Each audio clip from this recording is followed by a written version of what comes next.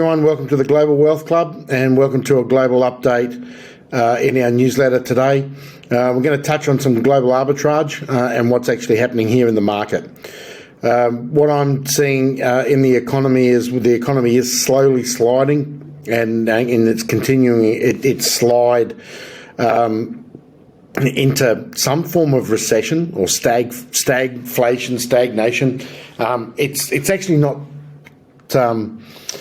looking the best. Inflation's still on the increase, and when I talk about inflation, I'm not talking about the official numbers. I'm talking about what you see when you go to the supermarket, when you go to buy something, when you try to pay your rent, pay your electricity, pay whatever. All the costs are heading up, and this is not good for the economy. Unemployment's still down, which is an interesting factor. We've got a weird divergence of unemployment down. And where the unemployment is, it's not white-collar jobs, it's blue-collar jobs. There's still a lot of blue-collar jobs out there that need filling, but we don't have the skilled people to fill them because everyone's been told over the last 30 years, go to university, get a white-collar job, work in an office, and they're the jobs that are now being lost. And we've got a massive gap of plumbers, electricians, cleaners, just people to do the basic jobs that our economy needs. So that is a major problem for our economy here in Australia, and it's a global effect, but mainly here in Australia we're going to be affected more because we don't manufacture a lot here anymore. We need to import a lot, but those imported services, imported goods, then need to be installed and put in, and we just don't have the workforce to install them. So this is where Geoarbitrage comes in. So what is Geoarbitrage? Geo being location, arbitrage, taking advantage of the difference in price from two different points. Now, Geoarbitrage is simply using the offshore. When we talk about offshore, we're talking about a different country and being able to leverage their goods and services. For instance, way back in the time, it was cheaper to actually post letters when you got letters in the mail for your bills, invoices and all that sort of stuff, send them up to a place like Singapore. Singapore would print them, pack them, and then put them into the post and send them back to Australia. It was cheaper and easier to do your mailing that way, and there was a lot of big mail houses out of Asia that were established to do that. Today, the volume of letters isn't there, but it is still happening. You can still send your mail overseas in electronic form and then get it printed and posted back here to Australia. So that's a prime example of Geoarbitrage.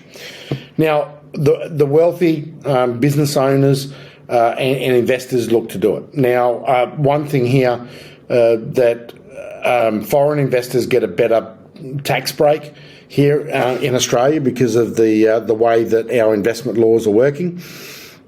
So if you're invested into companies that don't have a heavy land component, you're pretty much either going to pay zero tax or 10% tax. So you can geo-arbitrage by setting yourself up an offshore fund and becoming an offshore investor and investing back into the country. And yes, you'll have to declare the offshore business, but instead of paying 30% on your earnings or whatever it is that you rate here, first of all it goes through the offshore thing, and if it's an active business, so you can then get disclaimers, especially if it's a proper fund. And so the wealthy know how to do this. The wealthy will also get product made overseas, bring it here into Australia, or vice versa, make stuff here in Australia or grow stuff here in Australia, then send it overseas and get better prices for it. That is why with a lot of our foodstuffs, you'll see that Australia in our supermarkets and that we get the second rate or the second cut of anything because all the primary cuts are going overseas, and because overseas will pay more for it. So this is geo-arbitraging, getting a better price or getting better terms for something that's happening overseas. So where does this happen?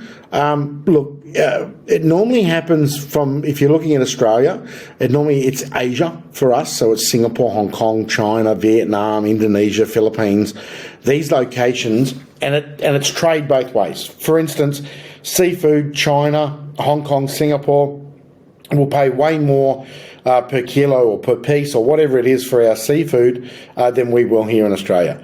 So our seafood operators will send the best seafood overseas because they're going to get the best money for it. It's a free market economy. For goods, manufactured goods, TVs, for instance, like that, we import them from China, we import them from Taiwan, we import them from Japan, Korea, Vietnam, because they're cheaply made over there. So this is leveraging. Some people call it globalization, but it's really just geo-arbitraging. It's been able to use the goods and services of another locale here. And you, as an individual, can do the same thing. There is a lot of offshore international selling and buying sites where you can buy and sell goods through those platforms. So it's open to everyone. You've just got to be willing to have a look at it. Anyway, guys, that's the quick update for now for the newsletter. And I look forward to talking to you next week. Thank you very much. Signing out for now. Thank you. Bye.